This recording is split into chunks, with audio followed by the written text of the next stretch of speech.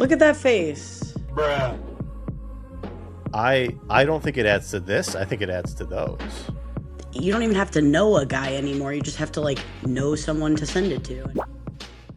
Consignments, are they the new meta? Is it even worth having your own eBay store, your own online shop these days? We got the Goldin auctions. Logan Paul, PSA 10 Illustrator, live, already passed $1 million. Where's that thing headed? And then, of course, we've seen Fanatics take their step into the TCG world, and they're looking for some art directors, some game designers. What are they up to? Now we're back to the Off Center podcast. Perfectly imperfect hobby talk. One off center take at a time. I am your host, co-host, Pokemon Radar. John, how's it going? And we got Thrifty, we got Mason, and we're missing Squeaks. Sorry, guys. Squeaks is on assignment. He's right here. He's in this pack. Not feeling great. So we are a man down, unfortunately. Man down, okay. But we're here and we're gonna have some fun. Yeah. Thank you, John. That was great. You did a great job. Yeah, good job, John. It just took 4 times. It's fine. Nobody has to know that. You nailed it first time. Yeah, I'm sure Nathan will put something in there. But yeah, great. Happy holidays. Happy New Year. Hopefully Happy New Year, boys. What's up? Had a great time off. I know I did. I still am in vacation mode. I don't feel like going back to work, but here we are. Let's get into it. We saw a video on the YouTubes from our good friend James from Z&G Emporium, discussing his numbers from the last few years, and it's shocking, quite shocking. If you guys haven't watched this video, is it? I'm impressed. I mean, yes. I'm impressed. We're here. I'm shocked for a number of reasons, but yeah. I mean, go watch it, obviously, but we'll spill the beans here. 2025, he did 49 million dollarinos on eBay with a month off, a full month off of eBay. Right. So that's works out to being $1 million every week. Every auction block averaged $1 million passing through their hands. Old Jimbo, who would have known when we were watching him break Evolutions boxes back 5 years ago that we would be here right now, dude? This is freaking insane. I mean, so happy for the guy. So happy. God, dude, him and the whole family over there. I'm a huge fan of the old Z&G. They are the homies, for real. He's my Super Smash brother in arms, melee brother in arms. We both he sends me an email once a year saying, "Hey, how's it going with if you bought any more Super Smash Bros?" So that's the one time we talked. Checking in on you. That's funny. But yeah, he started this consignment business a couple years ago. Doing just a humble couple mil. The next year doing 5. The next year doing 8, and then decided to take a spaceship and do 49 after that. Well, that and the market. Let's be honest, but it's fine. Their old ASPs were good. Were perfectly fine, and then the market decided to do its little market thing. Market did its thing. Probstein left for a little bit. That's true. How did he go from 8 to 49, Mason? What did he do? I mean, you keep doing a great job, and you just kind of build that reputation. Let's not forget also, in the whole CGC beta situation, he refunded people out of his own pocket for the stuff that he auctioned off for that little scenario as well. So that was a huge little thing that built his street cred a little bit, I think. I agree. Just always, and that's only with the high end people, really, right? Well, sure, yeah, but his average sold item, the average sale price for his stuff is $490, which is a jump from what 130 or 150. He said that feels really high. It's insanely high. Every card I look at these days though is $1,000. That's true. There's so many $10,000 cards. There's so many $1,000 cards. It is gone. I remember when the PSA 10 first ed Charizard hit 10 grand. No, cute. I'm old. We're old. Okay, don't rub it in. Relax. You're 5 years younger. Relax, dude. But I'm truly impressed by this. I had no idea that he could even handle this volume, to be honest. Like, I don't know how that's he what I'm shocked. does. Yeah, Is like, the thing. I don't know how a one or few man show can do what they do. Like, just seeing like the scale of what we do, like with Nick and stuff, like that amazes me. Like when I started there, that amazed me. Just never having seen a business that did that scale. It was like I was the smallest little thing in a speck in the ocean of just dust, not even an animal.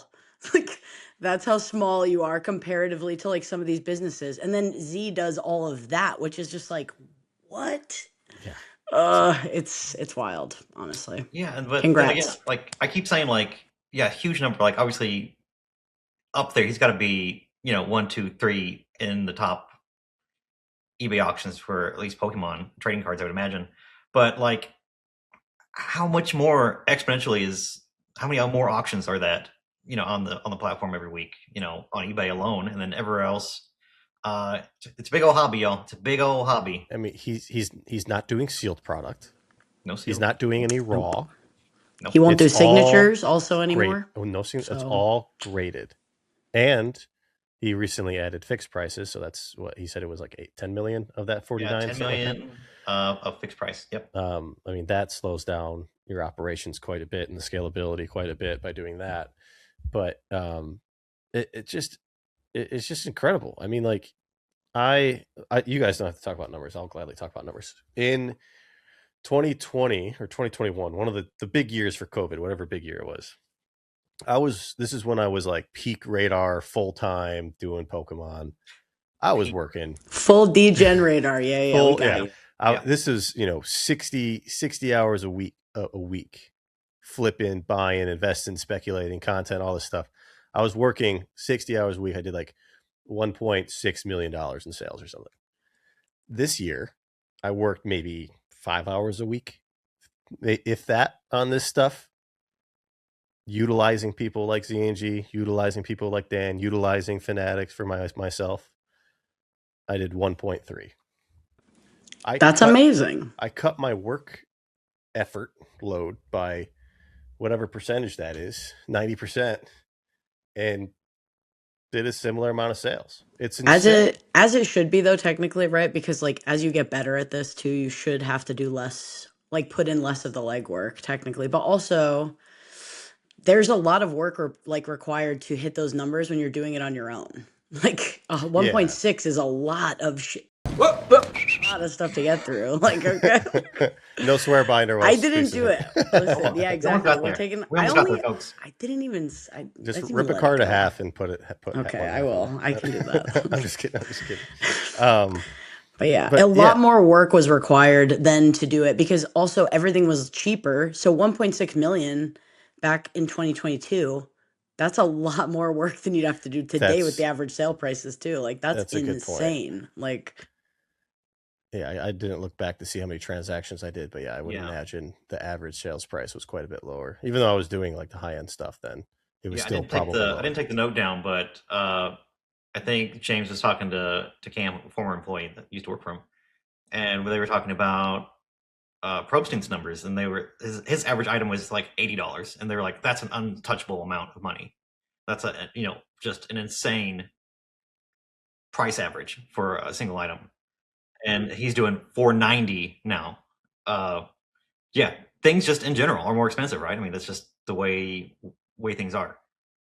Do you guys know the Mewtwo and Mew GX, like the base rarity card, is like $90 right now? That card was like $2.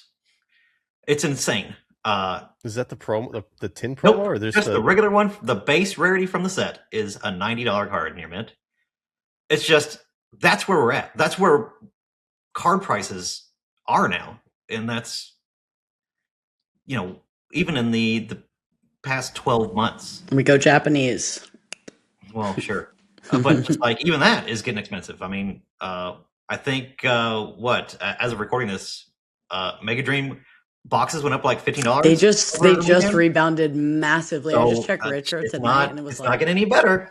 It's going to come out for another 30 days, by the way, folks. So Japanese not always the answer. We got 3 more weeks of that's being the premier set. right now before we get our stuff in English. And even then, we don't get very much of English when we do. So good luck getting some. All right. Here's a question also. Yeah. Pack price for Ascended. Well, we don't have to talk about it right now, but pack price for Ascended Heroes on release. Where are we at? I mean, easy 10. It might. Oh, way more than that. What are we Prismatic doing? came out of the gate at 15. I was thinking like $17.99. 17. So that's just like Price is Right rules, where you don't want to go over 18. Yes, I'm Price is Right rulesing. Over or under? This is off center question here. I guess in the middle, folks. Here we go. Sorry about that. Yeah, go ahead. Get your little paddles up. Might as well.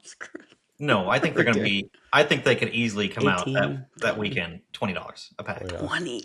Definitely on live. Like definitely on live streaming for sure. People will be ripping these packs for $20, $25. Absolutely. Yeah, I think like in store probably 15, but live streaming 20. So you got to remember as well. This is a specialty set, not a standard set. I know. So stores like me, we don't get it early anymore. We got to wait till the actual weekend of release. And it might have another Charizard in it, right? So another gold Chard boy. It does. I think it's confirmed. It does. It does have the Mega Y in there. Yep. So that's exciting. I mean that's the whole piece of the business that James is missing, right? So like, imagine if he had access or wanted to do that in the future. I know like DC Sports and Probstein and them do the sealed stuff, and they offer, crazy percentages for above $1,000. So selling cases makes sense. I mean, if James took that on, I mean, he could easily vet a number of sellers to make sure that that's legitimate. I mean, that's how all these marketplaces do it. They vet their sellers. I mean, they could go to Cardinal Gaming, you could go to Old School Pokemon, you can go to whoever who has official distribution, confirm it, make sure it's part of that allocation, and sell it. So there's no issues. So that's a part of a business that he's completely missing out on, that he could easily add on if he ever wanted to. But with that said, like, does that for you guys?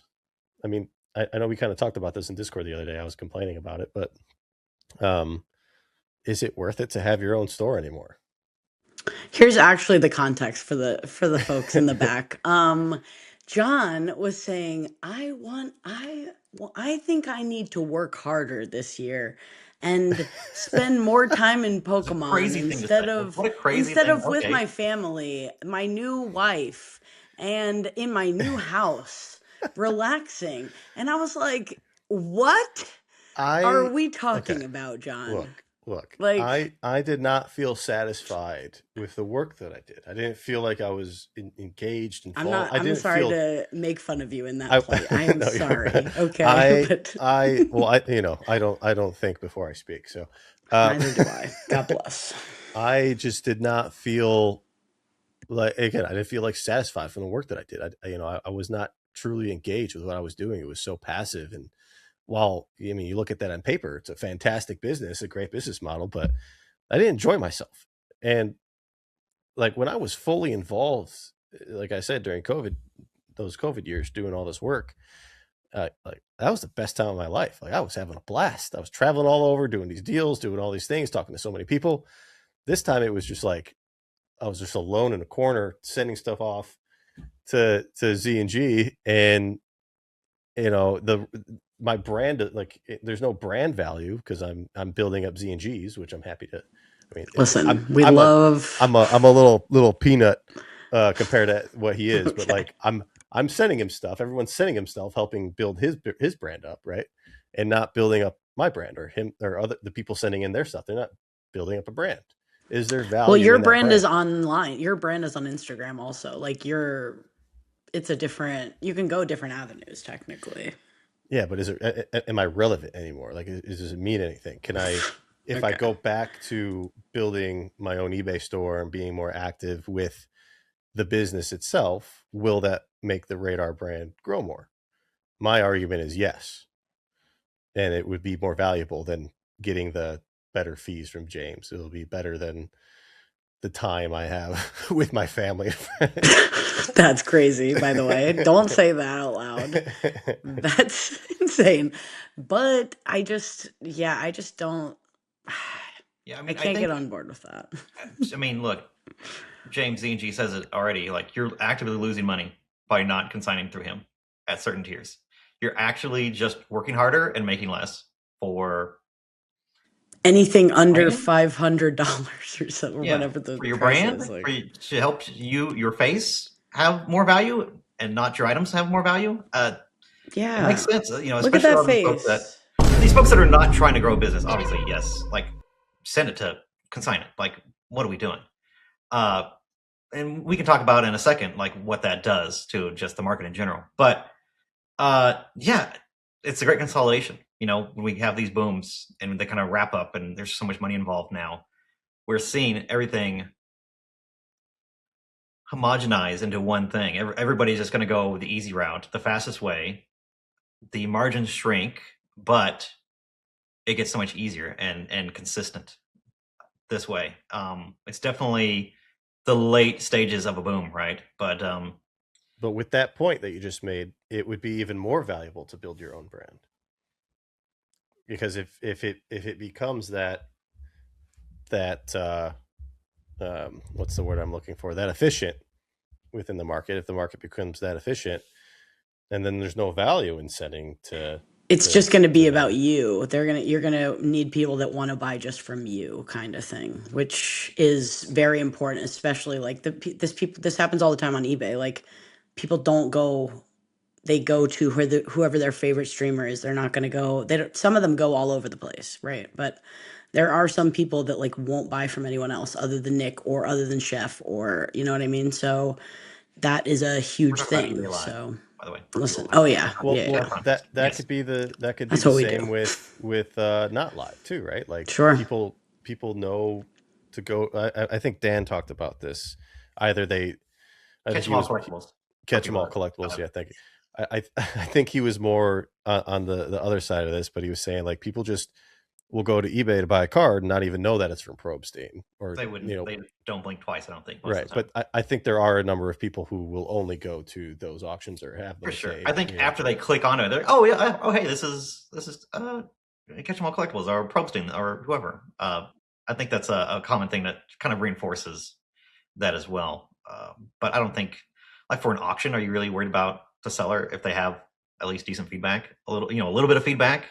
Absolutely not. I'm not checking the Right. buyer almost ever. Let's be You're just real. worried about the price, right? So it's important for us as businesses or people that are trying to promote or grow a business. What about the little guys? It makes it a lot easier for them just to be able to throw things in a box and ship it to these people. They don't have to worry about it. Don't have to worry about chargebacks or things getting lost. It's all covered by those guys. There's a lot to. It is a beautiful thing. Yeah, it's a very low risk and very easy thing for people to participate in buying and selling. Well, no customer service emails of, can I get an extra picture of the back of this corner? Sure. Yeah, for sure. Okay, yeah. See, I'm getting convinced during this conversation to not. It's like, go look in our old logs of the eBay like memes. Like, just go on I that. love those. And like, those are hilarious. Just remember that, Radar, because that is coming your way if you decide you want to do that. Also, the fact of the matter is there's so many outlets now for you, for anybody that we know. Like, you don't even have to know a guy anymore. It's just like all these services exist for people taking on consignments for graded cards, either through eBay, through live stream services. Like, there's so many ways. Ryan's Card House just started up a consignment business. Like, Nick will consign raw singles and slabs for people, like, for a percentage. Like, they're all doing it. So you don't even have to know a guy anymore. You just have to like know someone to send it to and just decide to throw your cards into a box and let them go. That's a good point. And I mean, if I just wanted to be more engaged with that too, I'm thinking of this in real time, is I could just keep track of what I'm sending, make a video of what I'm sending to these guys. You can do like a market price thing versus like what it actually sells for, and make content that way. Like, that's talk the about thing. what it sells for. Do like, how the Green Shiz does his market recaps, his auction recaps, and just do that for what I send them, so I can still have content to make, or have something to talk about, or be more engaged with pricing. Because that's one thing, is like not paying. Like, I love how easy it is. There's zero work. I put it in a box, I ship it to them. 100% be keeping track of what I send to him. I do not, but that's a step I should probably add to my. Which is a kudos to him because of how much It's we trust him. incredible. Like, I don't even worry. I don't even think about checking his numbers. I would never. I don't care. Never. Don't. Right. Like, Z&G will I, pay me. I don't care. Let it which is ride. also like a huge vote of confidence that we have in these folks that they're doing a good job, right? I mean, they have to be, right? Yeah, as far as like wholesome, trustworthy people in the hobby, TCA's always been way at the top. Sure. Z&G's right there. It's right there for me. Absolutely. I would like, agree. Like closest number 2 you can get to TCA for me. So yeah, it's incredible how I don't know how he does it. I don't know how he manages it. I'm not going to pry and figure it out. Because He's it a like wizard, a lot of work. dude. Straight up. But yeah, I mean, I guess that's something that I could do if I really wanted to get more engaged with the work that I'm doing, is just take that little extra step and pay attention instead of just also blindly trusting. Yeah, we were talking about this too. It's like the complacency of just being able to buy cards you just like want. Like go hunting for them, grade them yourself instead. Like if you really want to do some legwork, like have a little fun with it, but you don't have to. Like, I mean, well, that's something James technically you talked don't about have in a to. video he posted today. He was talking about kind of like the state of the market. I don't know if you guys watched this video, but he was talking about, and I completely agree with him. I think it's kind of just like this nostalgic thing we might have, but he was saying like his favorite market was the slower markets where you could just buy a massive collection, piece it out, grade stuff here and there, get your base level to 0, and then everything else is just like gravy. And you can take your time with it. You don't have to. It doesn't have to be all hectic because things are going crazy. Like, yeah, on a roller coaster. Yeah, and I agree with him. I miss those. I miss that market. For a market like that, that is way better for people that are hyper engaged. It's not good for people that are not, because they're not. You don't see the transactions. You wouldn't see a weekly transaction of all these cards on Z&G. You couldn't scroll down the list and see all the greatest hits of things that are selling. For the layman, it would be way more difficult if liquidity was way down. You have to be a seller to be a really good buyer. You just do. You have to know the prices. You have to know what things are going for immediately right now. And if you sit on things, or if you want to play that game, or you're like, oh, this is on the way up, let me hold it for a couple weeks. Or you can, negotiate or buy at whatever percentage you are, and you're like, oh, I can make 8% immediately, just send this to James. You do have to know prices. You do have to be a good seller and an active seller to, I think, make those type of decisions, especially with those tight of margins. But it's just, in a market like this, if you're going to sell it, make more and sell it with them, unless you have connections, unless you have the network built out. I mean, if you're not an established business, to be like James, what are you doing? Like, what do you just send point? It? Yeah. Yeah, I guess it could be. I mean, my attitude in strategy, or whatever you want to call it, changes constantly. I mean, you always have to adapt to what's going on. So I guess it could just be the state of the market and the way it is. I'm just overstimulated maybe by how quickly everything is changing, how fast the prices are moving, and how quickly you can actually just make money. You can just buy something and send it to them and be done with it, never even touch the card. It just doesn't seem fun. I didn't have fun. Like, yeah, I don't look at these cards. It's not like a fun, like, I don't know. You got to find your fun somewhere else. I don't know. You can find fun anywhere, dude. You just gotta. That's why I buy this crazy crap behind me. Exactly. It's just an outlet for fun. Rich dudes having fun. I love it. It's my favorite thing. I don't know about that. Well, yeah, okay. I mean, I still would go, either way with this, but you can do more, or like you can track stuff more. It's not. Yeah. You can stay up with that content. You could literally just watch the green shiz every Sunday night. Mm-hmm. Like, go ahead and do that. Like, yeah, shouts out to Josh. Like, I mean, does this, like, with more people doing this, you mentioned Ryan's Card House, all these guys that are building out their own consignment businesses, and then, I mean, just the fact that Z&G went from 8 to 49, these other places must have done similar numbers, or at least growth percentages.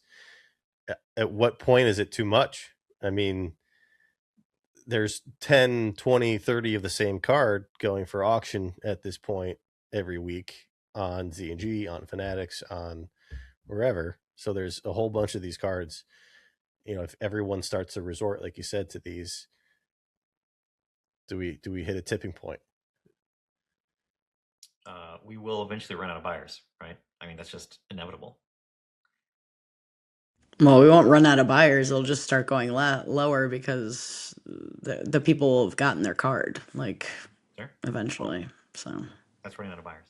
But yes. well, We'll never run out of I guess. Listen, somebody will always buy it, is what I'm saying. Like, Yeah, you're right. Somebody will eventually buy it, you know. Radar will scoop up half that golden auction block for half price. Yeah, I'll pay a penny. I'll pay a penny a piece. Well, yeah, let's talk about that next. Let's talk about Goldin. I mean, we've been teased by the Netflix show. What's it called? Golden's Touch. The Golden Touch. Don't say Golden. Okay, I don't like the other Ken way. Goldin. Good. Okay, I'll stop. We got teased with obviously the PSA 10 Illustrator being thrown into this auction. We had a little snapshot for the past maybe, I don't know what, 15 days of what the auction looked like. And as of today, Monday the 5th, they opened it up for bidding, and it's way larger than they had let off to. There is 17 pages of this stuff. Let me share the screen here. Let's see what they're cooking over at Goldin. So it's the things we were teased with the PSA 10 Illustrator. They had the Logan Paul box break big 310s and a few other things, but it ended up expanding quite a bit more. So right off the bat, I mean, this thing launched a couple hours ago, but this doesn't include buyer's premium. With buyer's premium, we're at like 1.1 million on the PSA 10 Illustrator. Let's just start here. Let's just kick it off with the big boy. Pull it up. What are we thinking? What's the team synopsis here? Is it in the chains? Like, is it? Yeah, got the frame and everything. You get all that. You get the all chain? that, Holy which smokes. I think he's claimed he paid $75,000 for the chain / whatever. I'm sorry. What is? I mean, do we know like the specs? Are these real? Is it real gold? Is it real It's diamond? probably real. It's you get the Maverick box. You get maybe you get this picture. The Maverick box is crazy. Now the other added thing is Logan Paul is delivering this to you in person. Really? Yes. That's real value right there, folks. As seen on TV, as seen on Netflix. Okay.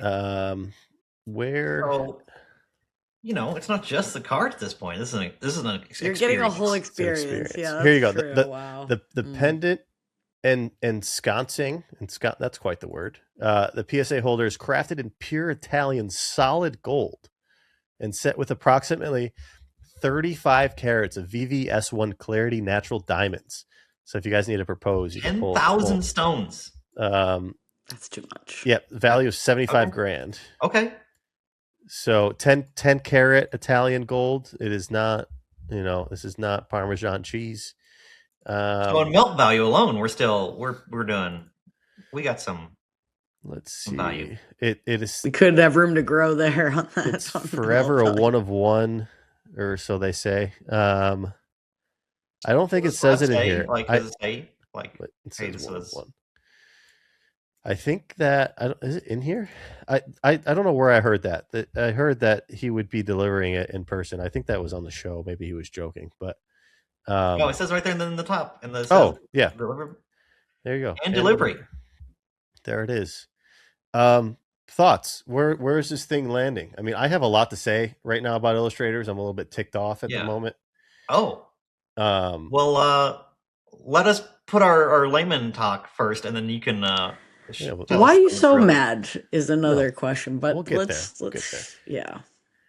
So, John, what's the last one? The last sale price? Well, he paid how much for this? He paid 5.2. That's okay.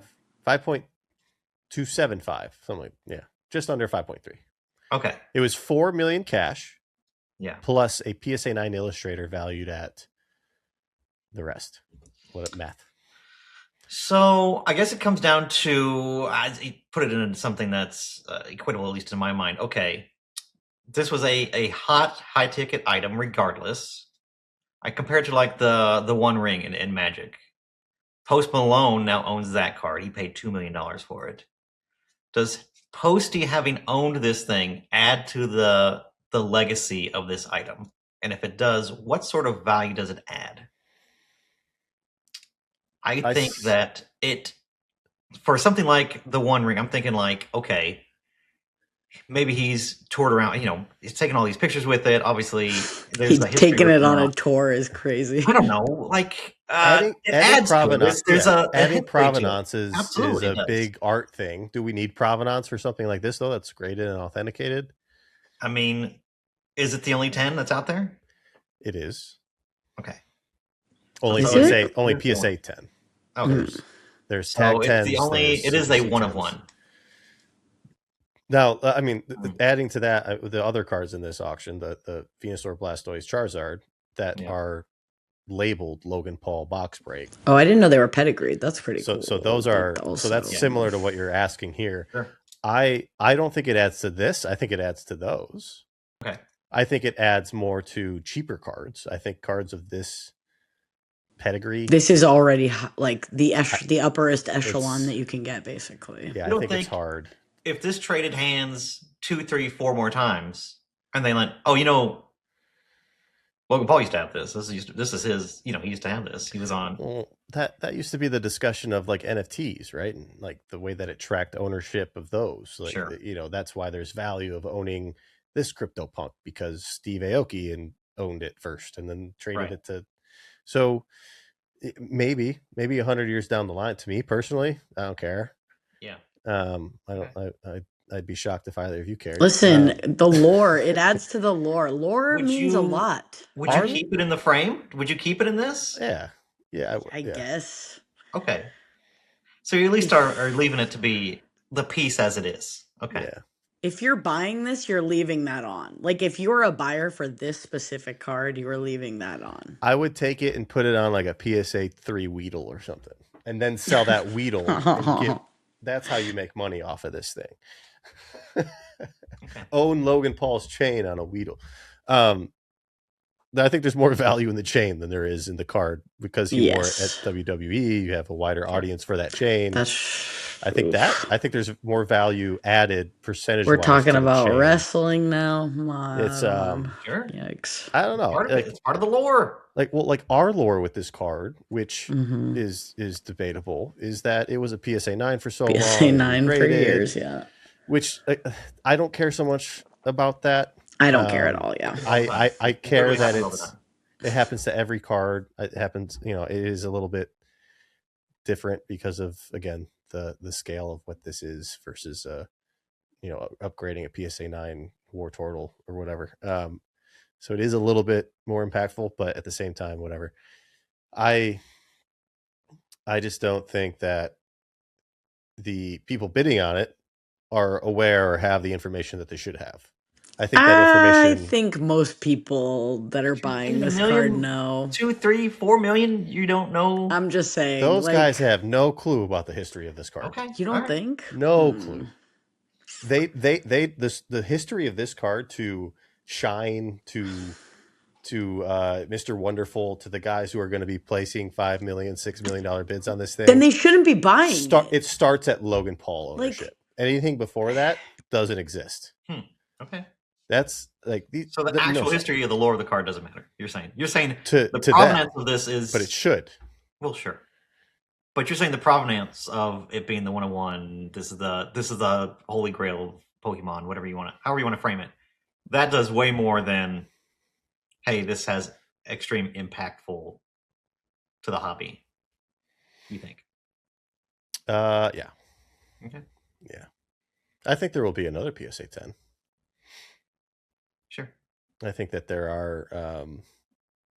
So yeah, let's get into this. I. What's your gripe? Please tell us. Give your thing, and then we'll say how much we think it's going to go for. How about that? Yeah. So people, and it result, this all is around pricing. People are using this to pump up the PSA 6, 7s, 8, 9s to a unbelievable level. There are lies out there about offers and pricing and sales. Like I essentially closed the deal for a PSA 7, and then the seller decided to back out of it at a crazy record price for a PSA 7. And that is now being used as a new price point for that card when the sale never even went through. There are price points of Yikes. sales being thrown around on these 8.5s and other cards. Again, never sold, but supposed offers on the table. This is my gripe with private sales and the lies that get told around this stuff. So people are going to use this card and what's happening to it to make sales happen on the lower grades. If a shill bidder comes in on this thing and two of them gets to $9 million, this is a 40-day auction. If this thing gets to $9 million for whatever reason with 20 days left, there's going to be so many sales from that point until we hear that it doesn't. Of the lower level ones. Yeah. There's going to be private sales of these lower level grades. Yeah. And this thing, what if it doesn't get paid for? And then all those people that bought based on the price that they saw, they're screwed. Yeah. And they can't do anything about it. Plus, this card might get seized by the Canadian government. So possible. I just have a real problem with what's happening on the Illustrator right now because of personally, just the way I do business, the fact that you say yes to something. I got this guy more money than he wanted. I went and asked for more to make him happier, and he said yes and then said no. That's this is very personal, personal bias, but like this, this is what is wrong with a lot of this stuff, and people are weird about when things like when you could have when you offered him more money, he probably was like, "Oh no, I could get more." Probably. Yeah, I should have offered him what he wanted. You should have offered him what he wanted, and then you just be done. Like actually, exactly. Just saying. Exactly. My fault. I had that same thought. So yeah, I am scared for the people who transact this card before it is sold and legitimately paid for. I'm just worried for anyone transacting in the card. So like I posted earlier today, I'm like, I'm not dealing this card anymore. I'm getting asked nonstop to get copies of this thing for X number of people. I'm just not going to deal it because I don't want to be in the middle of any of that. There's no liability, I don't think, but I just don't want to be. No, but you don't want to be the reason somebody loses a ton of money either. Yeah. Like when if they're all going for like overvalued prices based on the price of this specific card, like you don't want to be that guy. Right. You know what I mean? I have zero interest in that. So yeah, that's my gripe with this thing. And I'm not happy about it. So yeah. Radar just lost a commission. He's pissed. Yeah. Tap in, folks. Yeah. You talk about wanting to spend more time with my family and friends. That puts the food on the table. Yeah. Not wrong, buddy. People say it's business. It's not personal. It's always personal. Business is personal. Listen, I'm hot still. Let's be real. So what do we think this thing's going to end at, Thrift? Where are you at first? I say it goes under 4.2. Whoa. Like I don't think this is gonna. I think it's gonna go for.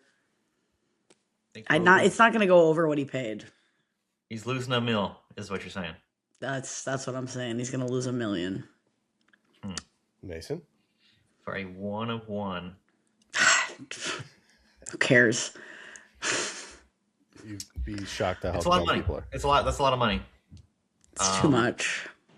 I mean, yeah. I mean, at the time we were all like, "Whoa!" Right? Like, because that was cleared much higher, right, John? What past sales for it was. That seemed high when he bought it. Yeah. At that time, PSA 9s were $500,000. Yeah. 600K. So a 10x for a. Yeah. I think it'll get about, I would say 5.5, just for the sake of like it's just being out there and being so. Yes, this is the price, right? The price, the valuation of it, the price. I think I could see that. Where does it go? Like, if it went for like 7 or 8, then we're like, ooh, like how about that, John? Let's ask that. Like, that's what's where like I'm at. I think it'll you think land. that I that's think a good number for you? I don't like it.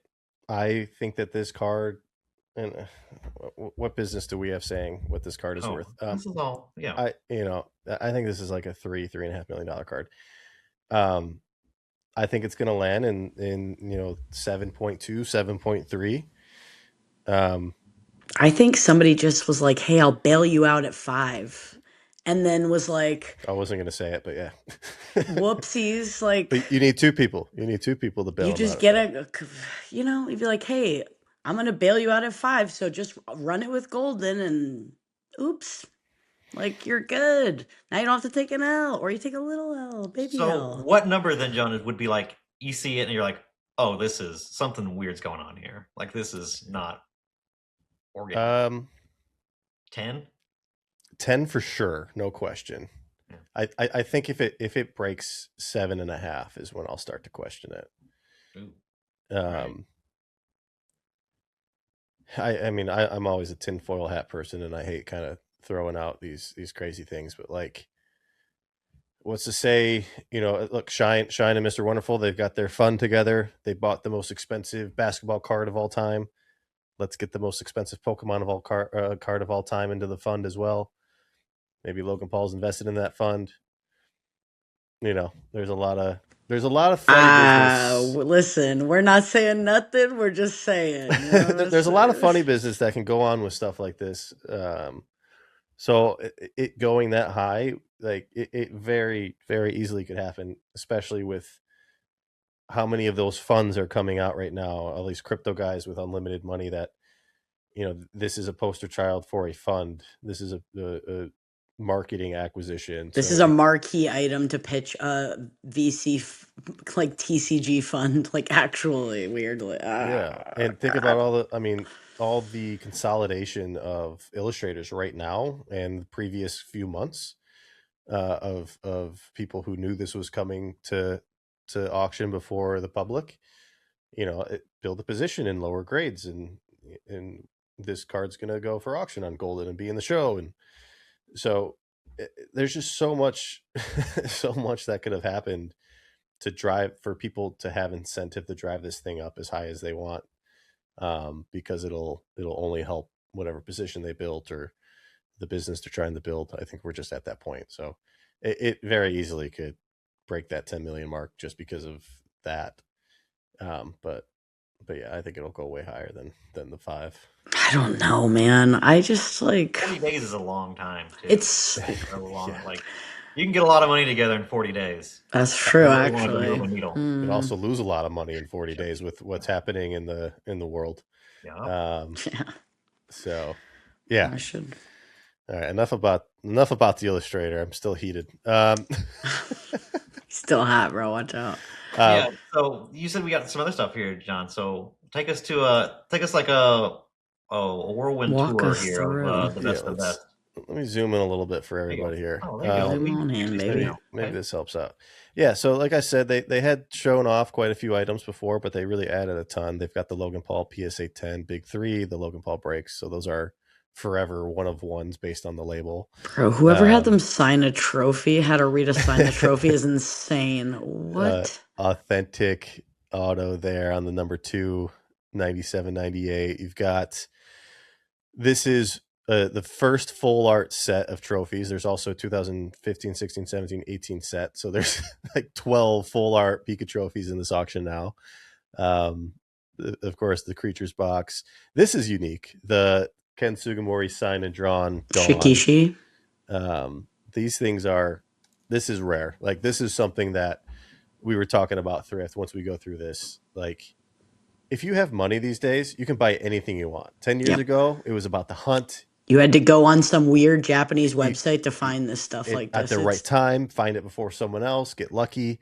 This is the type of thing that, like, you need to hunt for. So the rest of this stuff, though, is just readily available at any given time now. But something like this Ken Sugimori art, that is cool to see.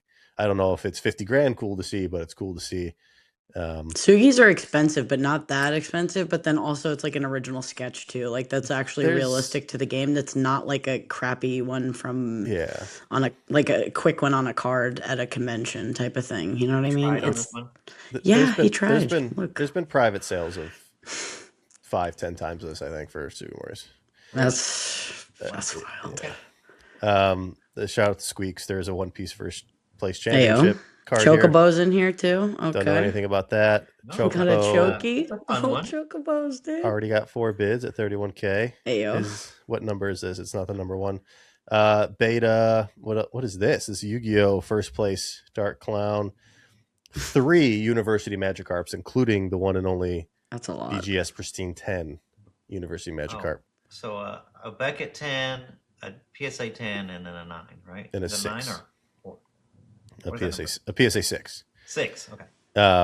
Never seen this 10 sell publicly, so this will be interesting. Haven't seen this card sell in a while. This used to be one of the hottest trophy cards out there for a while. Yeah, Scott loves this one. That's yeah. Shouts out to Pratt.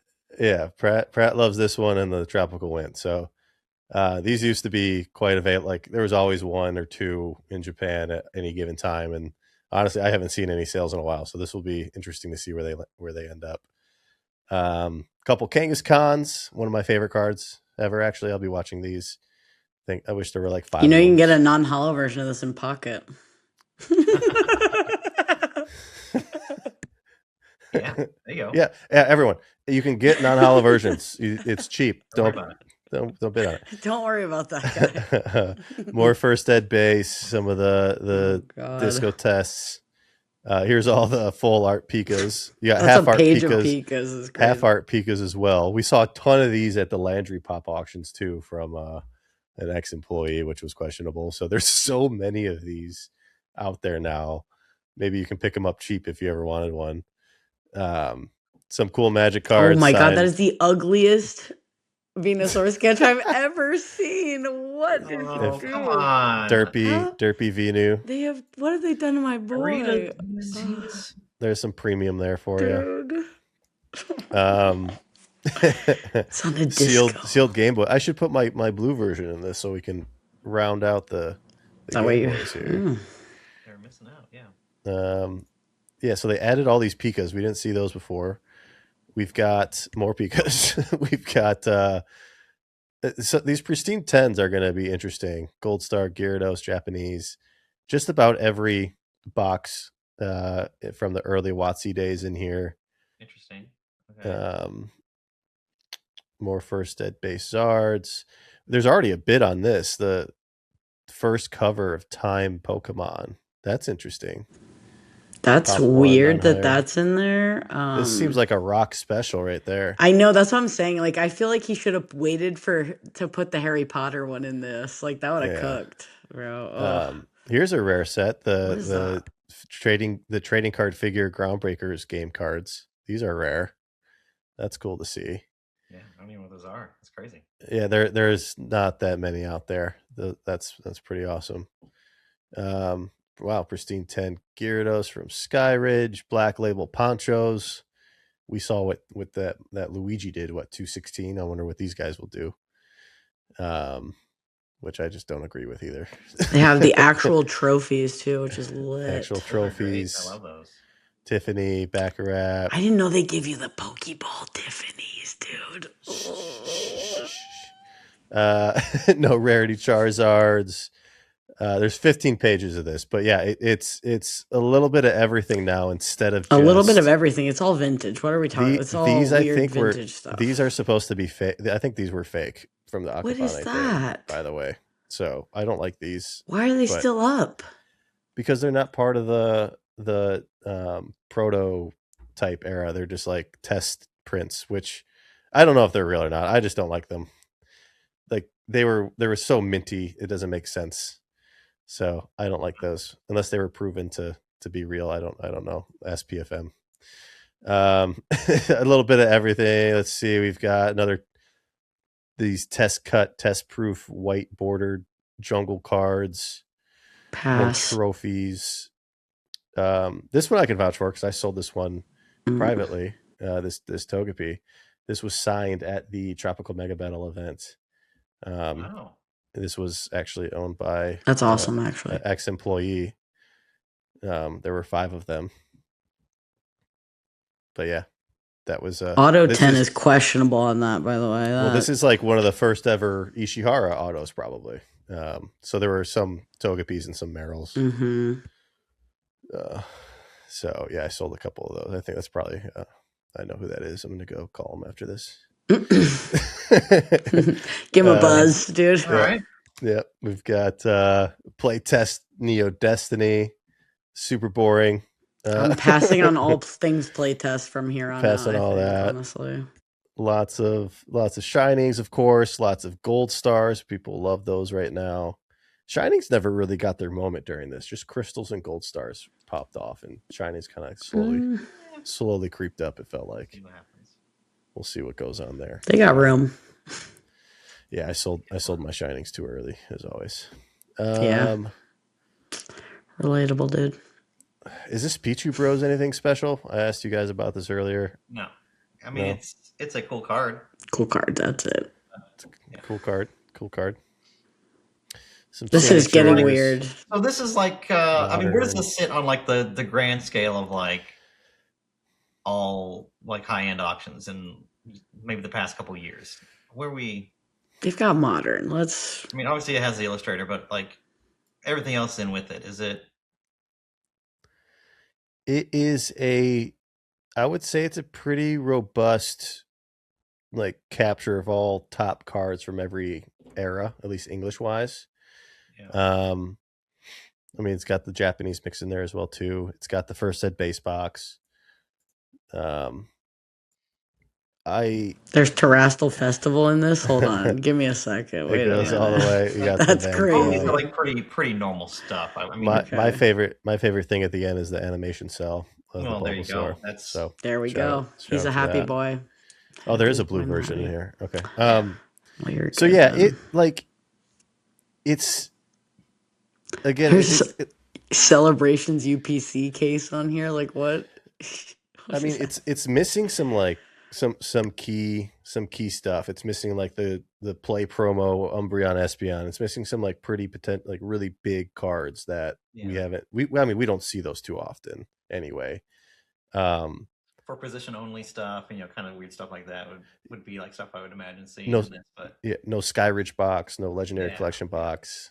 So we were talking a little bit earlier before we started recording, John, about these days it just seems like there's this type of sales. It seems like every quarter we see something like that. Every half a year we see this type of stuff. And you were talking about how it just it's kind of losing its the hunt of cool, unique stuff these days.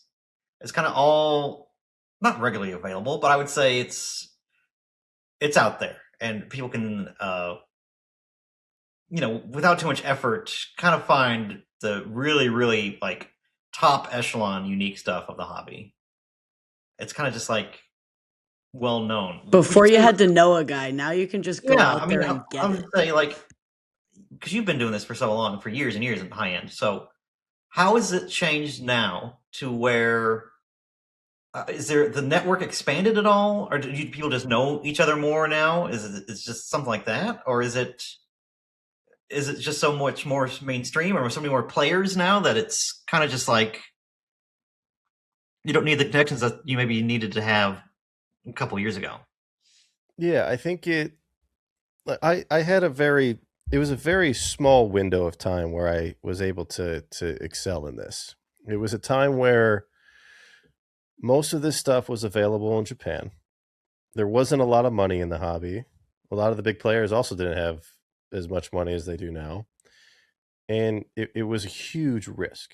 You're buying from Japan and hoping the card would show up on your doorstep. Zero protection, zero anything. Once enough cards got to the US, more people were willing to take that risk, buy the card. So there were a lot more players involved in buying these cards, owning these cards, transacting these cards.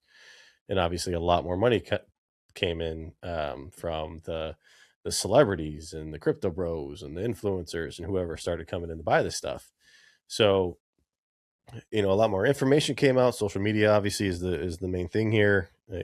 Me talking about sales, me making videos with the collectors talking about these cards, people like Pratt and many others talking about these cards and sharing their collections.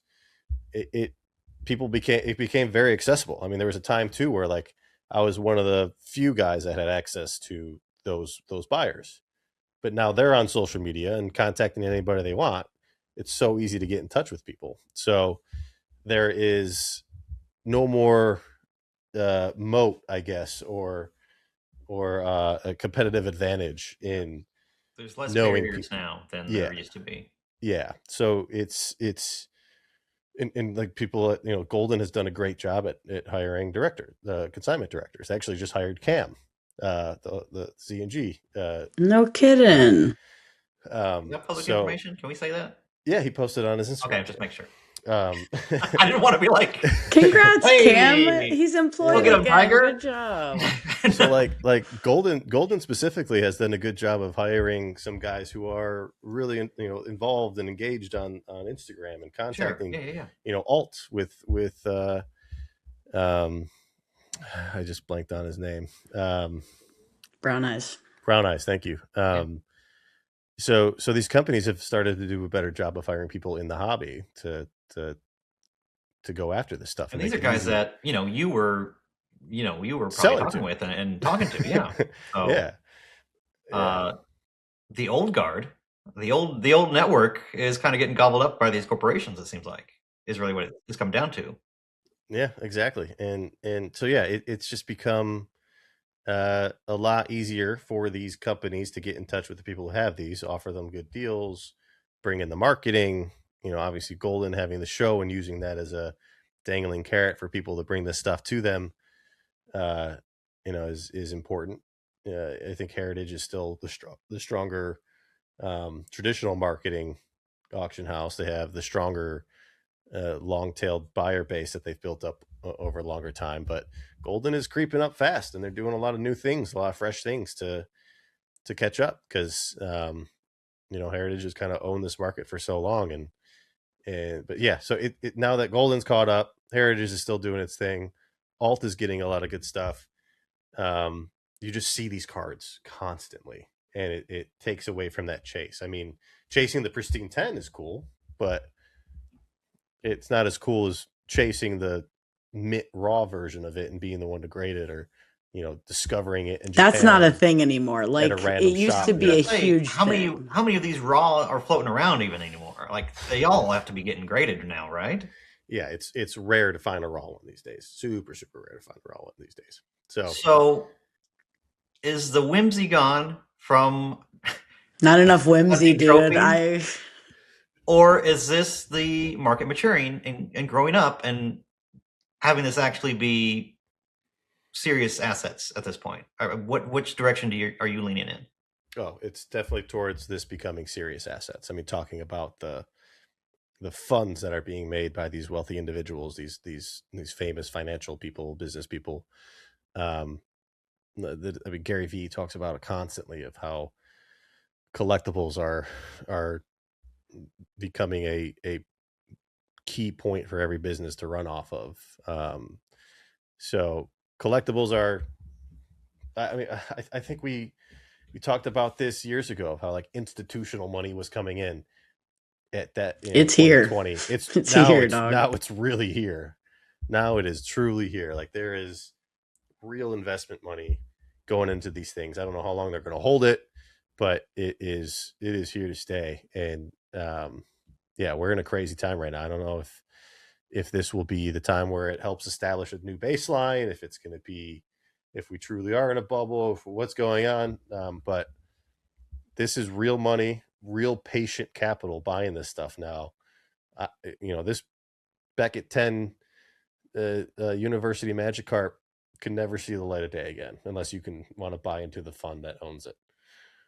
So I don't like that technically, but also like how does that make you feel? How does that make you as somebody that used to? That's sad, but yeah, I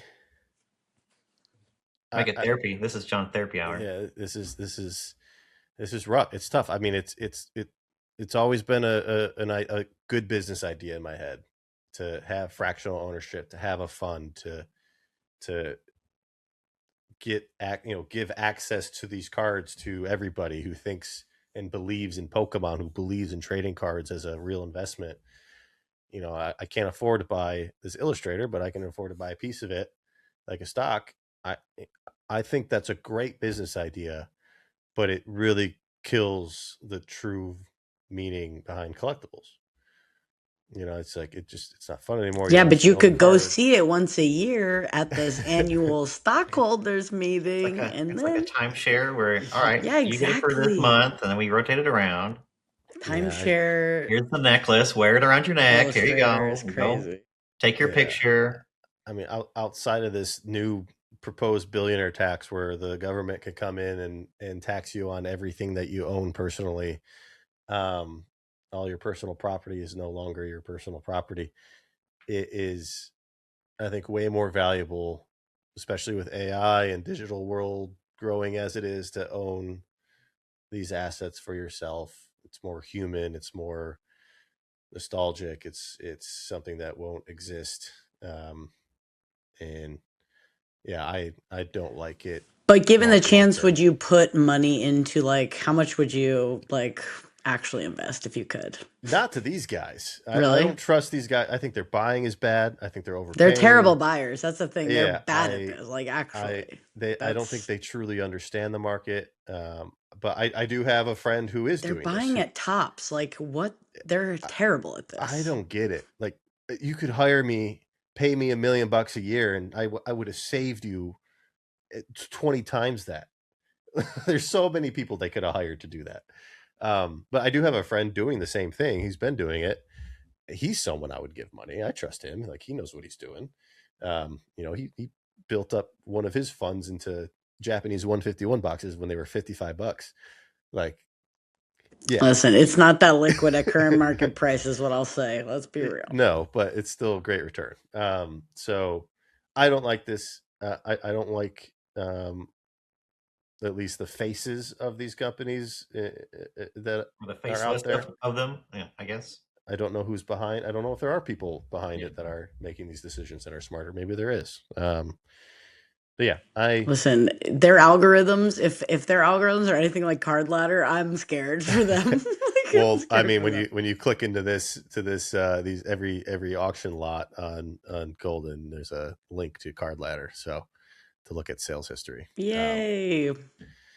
But yeah, here we are. So yeah, I don't know. It's good for, like, sell into this. That's what I would be doing.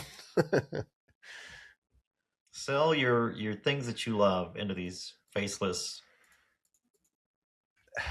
just group Shadows of the shadow. hobby.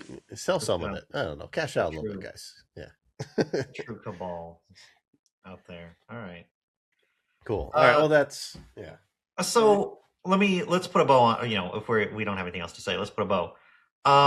Why would you take the Illustrator and put it on Goldin instead of just selling it to one of these guys? Like, what is there really an advantage to that, or like, what do we like? What's the true gain here? That surely, if you wanted to sell this card, you could do this all privately.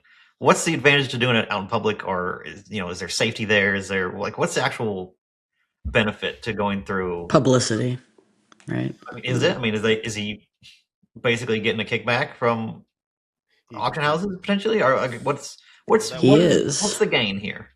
Did you watch the episode?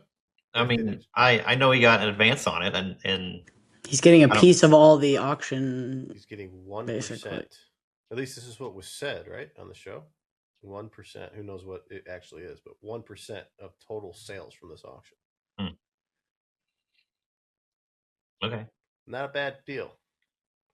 Potentially, I guess. I mean, I don't break even or make money or lose a little money, but then get 1%. It's pretty good. Really, it's just publicity and a point. I mean, I guess it's not that much. If this is $50 million of stuff, it's $500,000. I don't know if that's too helpful, but Right. It's not nothing.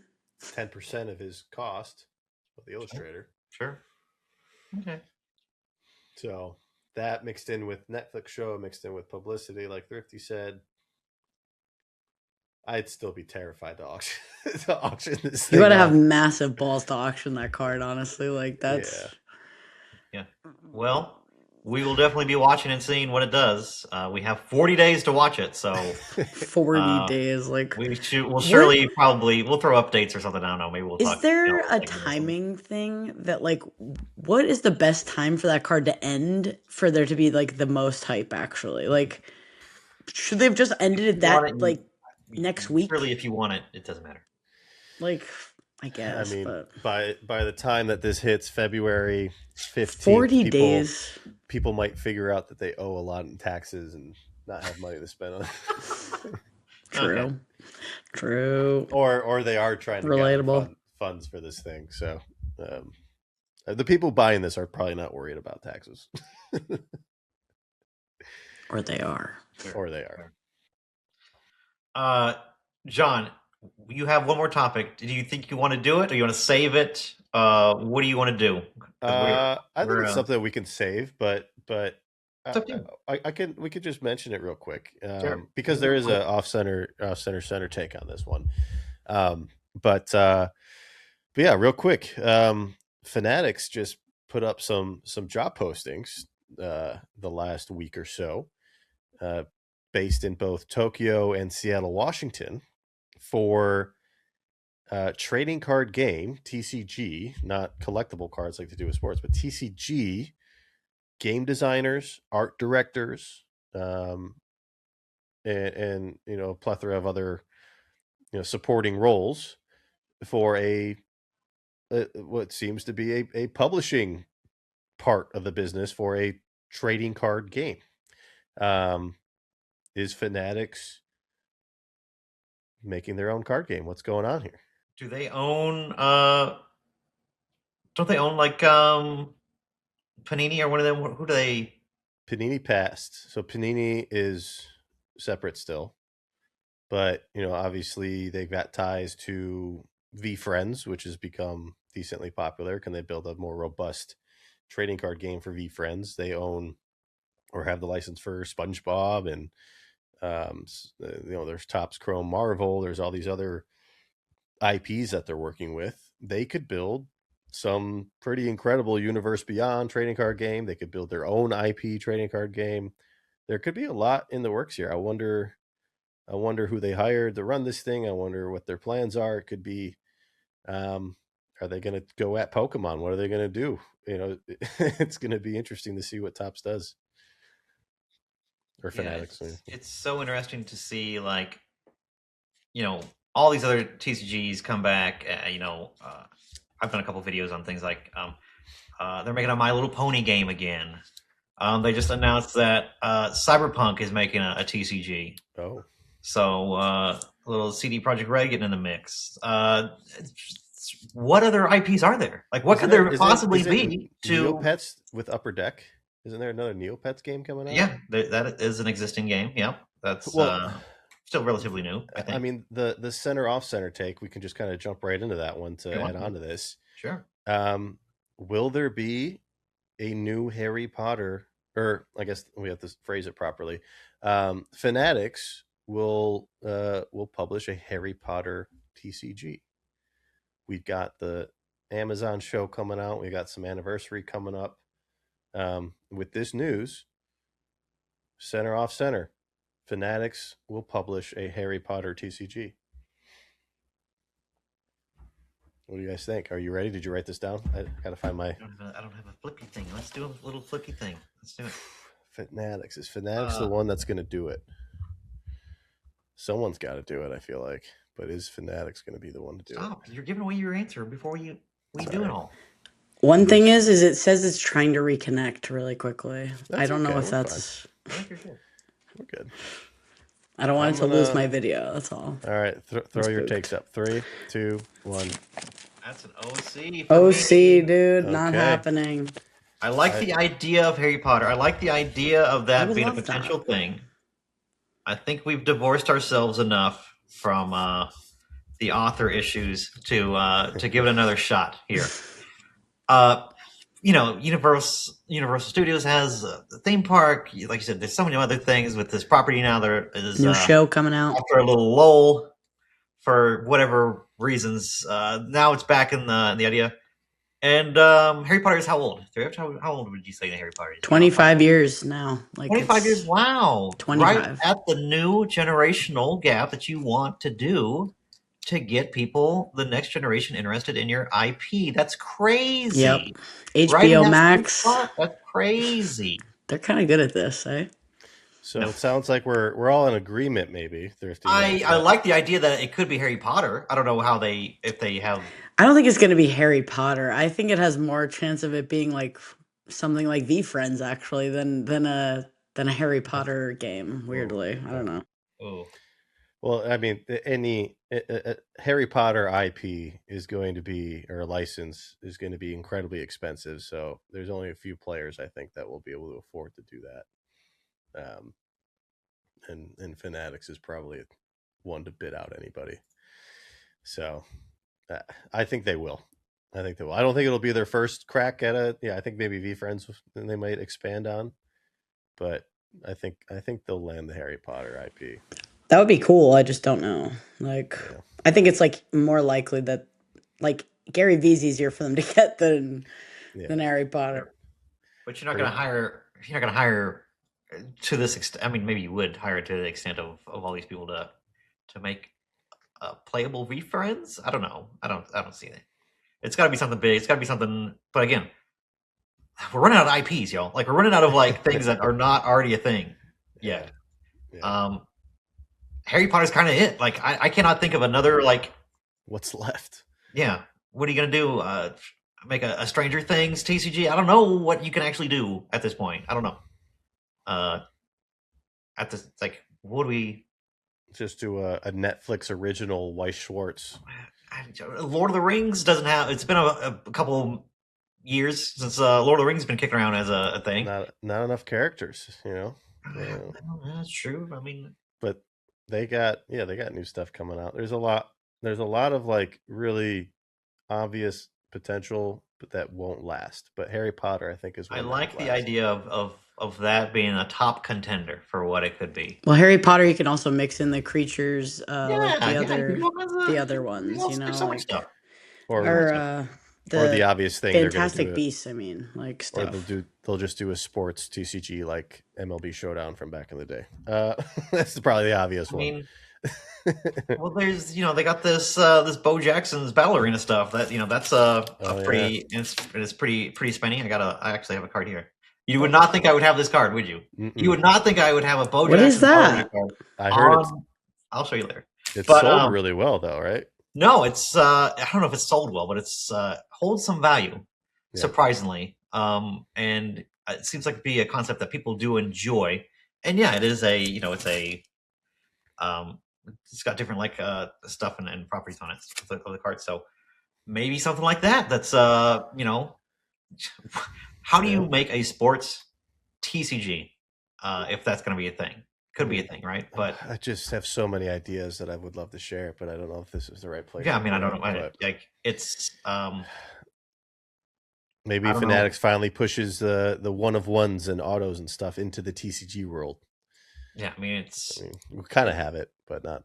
Could be super risky, but it also could be super good for a business and brand too. So yeah, they could actually make a legit SpongeBob one, maybe too, if they've already got the Tops SpongeBob stuff. A whole Nickelodeon TCG. I want a Rocket Power. Give me a one of one. Fire, dude! Oh my god! Sure, that could be Raymundo one of one. Oh snap!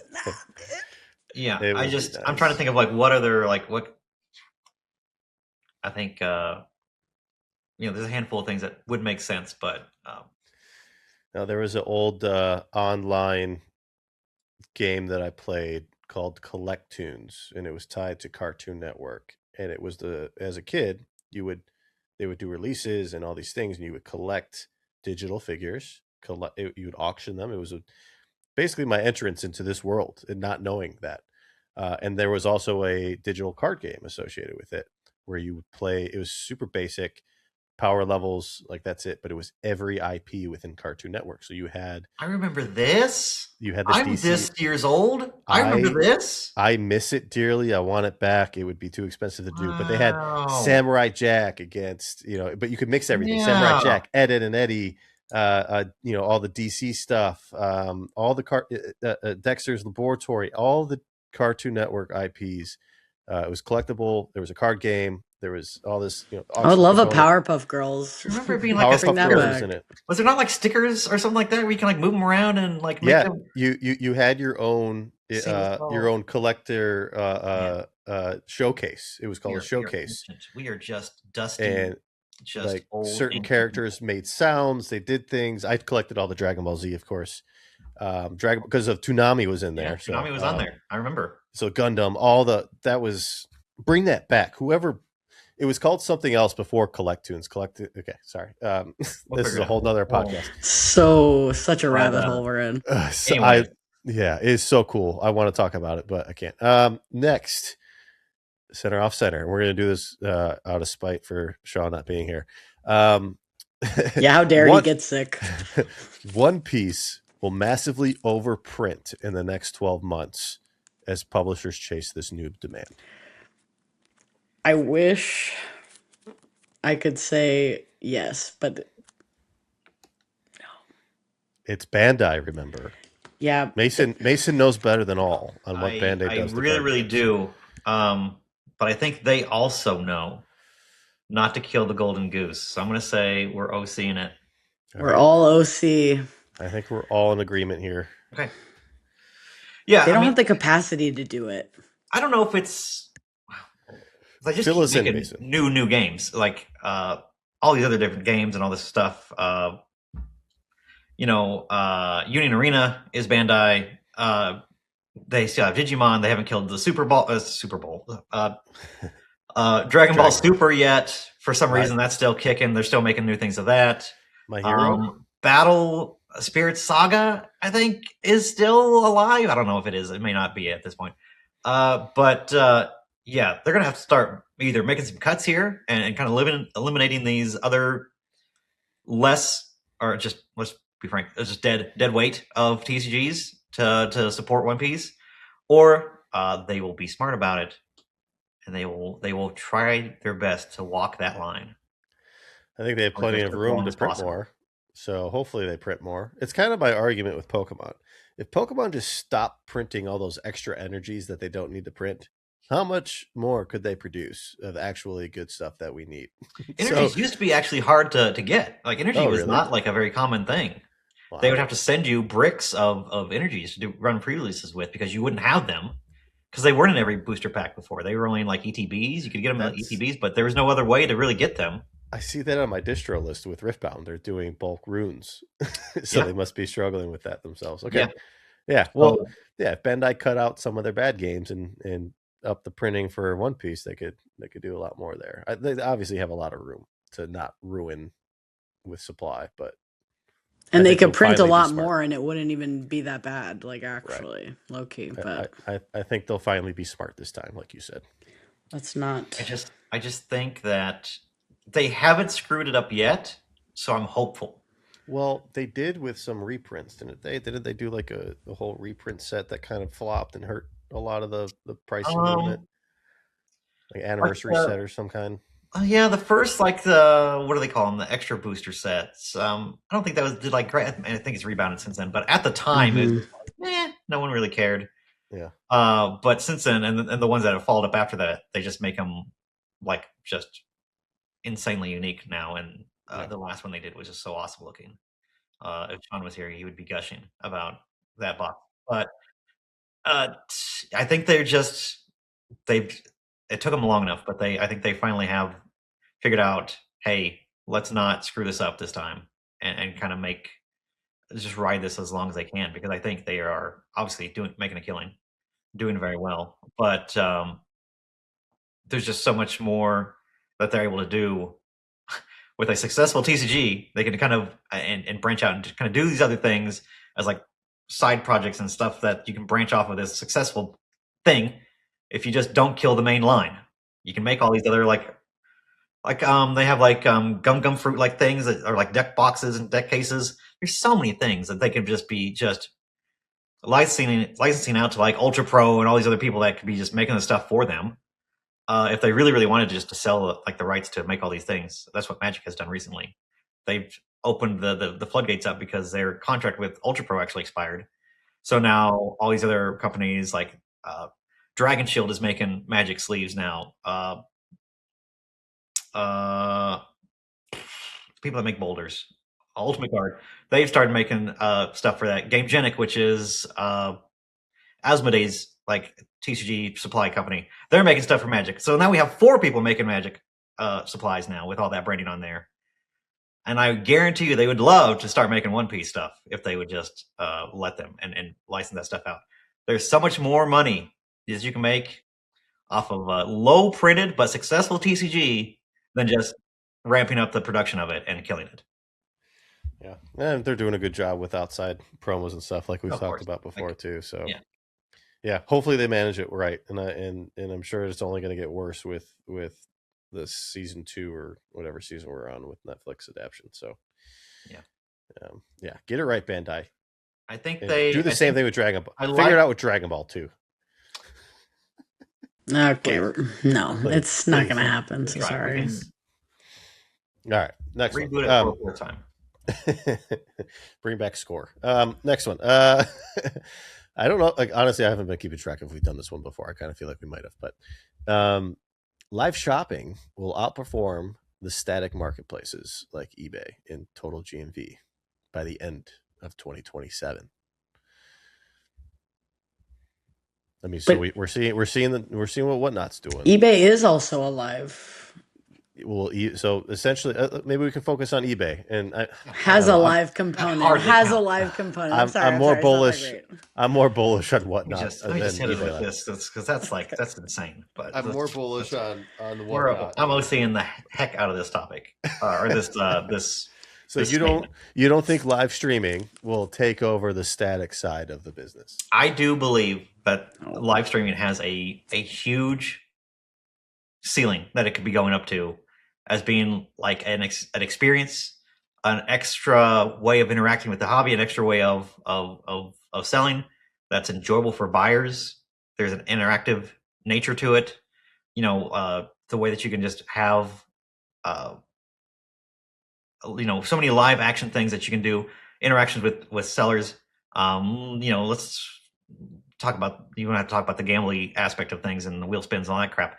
But there's fun ways and actually like engaging ways that you can sell these products. Just like if you went into a physical store, there's all these other ways that you can interact with this stuff and get good value and have an entertaining aspect to this that you're going to be able to see. And I think we're going to get there. I don't think we're there yet. I think there's little glimpses of what the possibilities could be, but I think there's still so much more evolution that we can do, so much more growing that we can do in this live selling area that we're not even there yet. We're not even there. We're not even to the final form of what it could be. And I think we're really going to start to see whether it's content creators, actually getting like sponsor deals and like actually like running like high value events for them.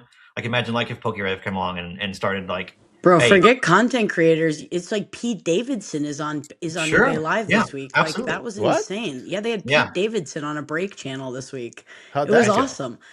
It wasn't great, but good, it was. Yeah. It's a sign of things to come, and that's a step in the right direction. They're auctioning Colbert's desk from COVID on eBay like this week. Like they're epic. Trying things like things, I like that a lot. So we have a very high ceiling that we could be doing, and we are just in the infancy of this, I believe. But for it to overtake, I don't know. That's how about like 2 years? Forget 2027. We lost 50. Forget 2027. You don't think it'll ever overtake the static side? I mean, I doubt it, but I think it's going to grow like exponentially, like exponentially. Welcome back, Thrifty. Well, yeah. Oh, your audio's all messed up now, so you're gonna have to fix that. But Yeah, I mean, Mason, your core business is the brick and mortar, and It is. I assume e-com might. I don't know. Does your e-com outweigh your brick and mortar? It can be pretty close. You know, Yeah.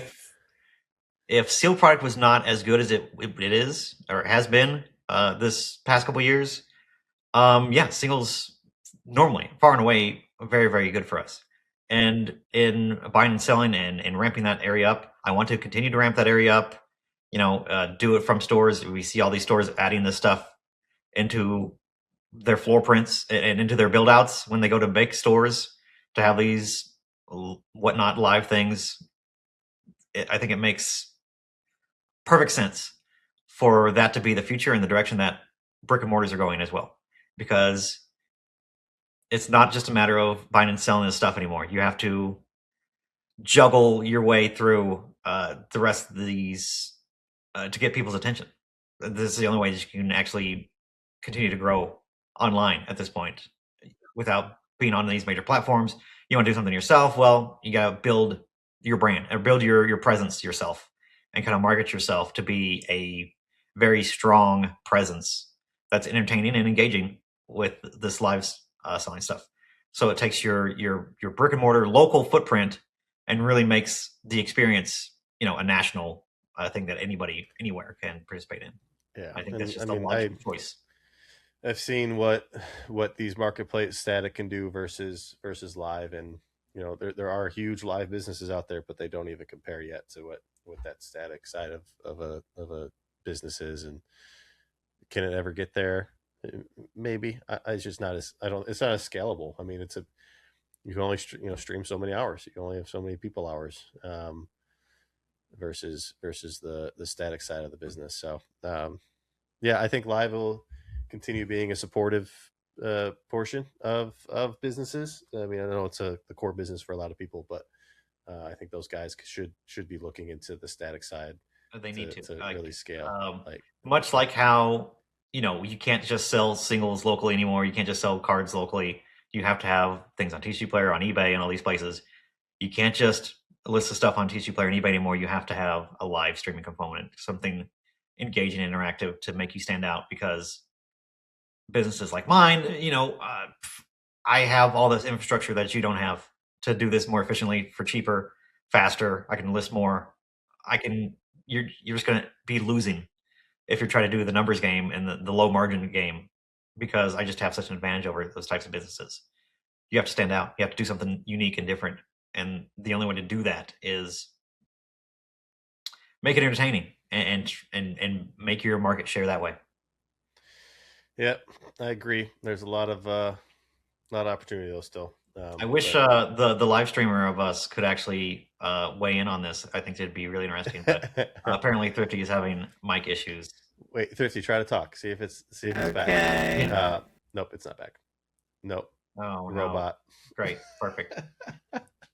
well, on that note, folks, it looks like we are going to wrap it up there. Yeah, that will do our first episode without our dad. And boy, let me tell you, we were doing so well, and then leave it to Thrift to just.